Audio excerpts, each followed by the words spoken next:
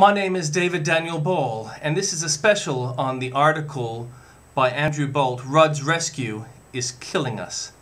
Kevin Rudd has so far spent almost our entire surplus on economic rescue plans, not one of which seems to have worked to stop the economy from slowing. In fact, some have been disastrous or were bungled. The unlimited bank deposit guarantee caused a run on other financial institutions which have had to freeze deposits.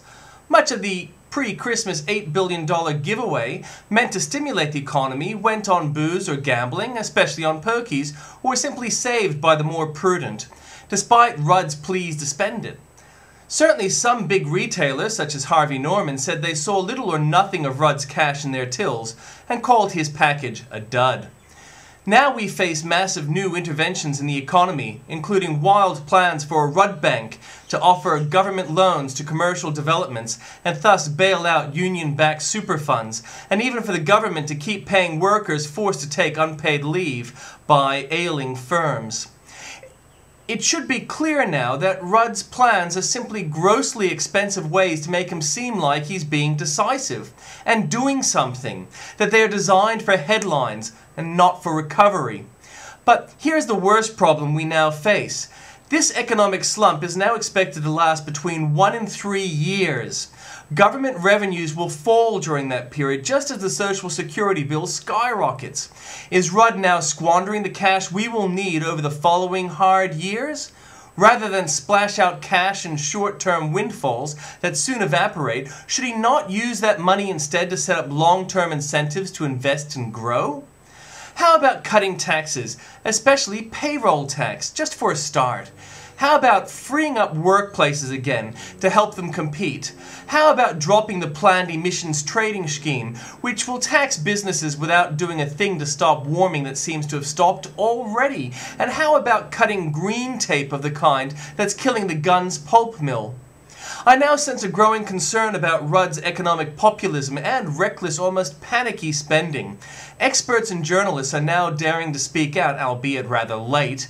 Here are just some of the warnings culled from just today's papers.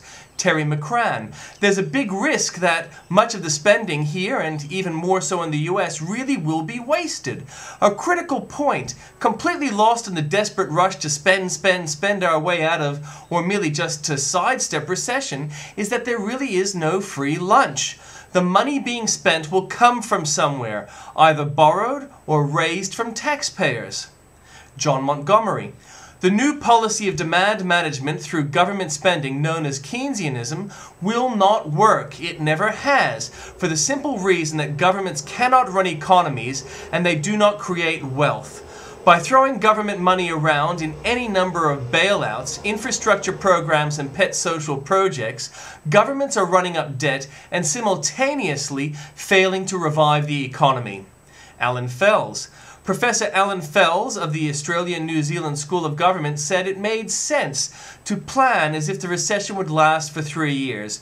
Don't use up all your ammunition at once, he said. The Age. As Prime Minister Rudd and Mr Swan consider their options, many of the experts surveyed by The Age have cautioned against another big spending package, with one, Melbourne University's Professor John Freebairn, saying that a recession was needed in order to fix Australia's problems. Our houses are too expensive, our balance sheets are in poor shape, and over 15 years we accumulated some pretty sloppy business practices. Almost as Paul Keating said, sometimes we need recessions to get over our bad behaviour, he said. Canberra Times.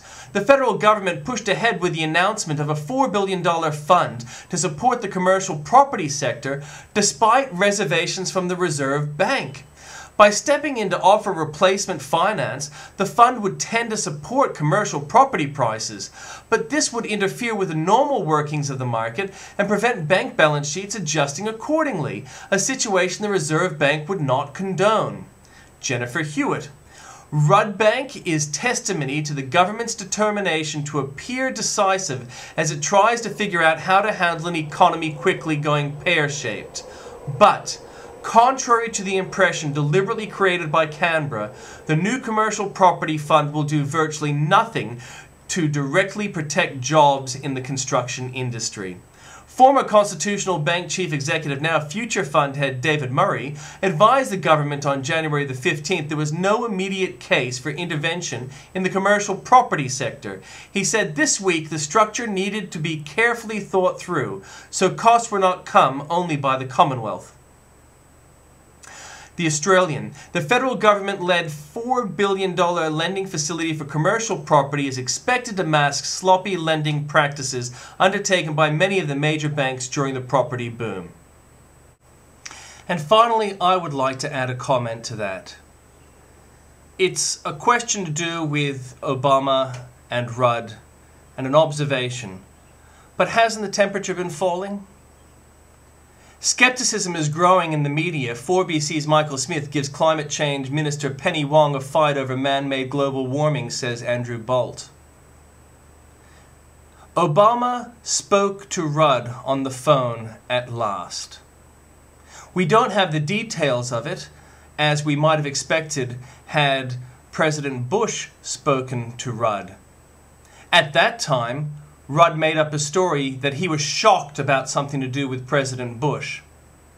One might imagine that were Rudd to do the similar kind of thing with Obama, he'd say he'd be shocked that Obama still, after all this evidence has come forth, still believing in global warming.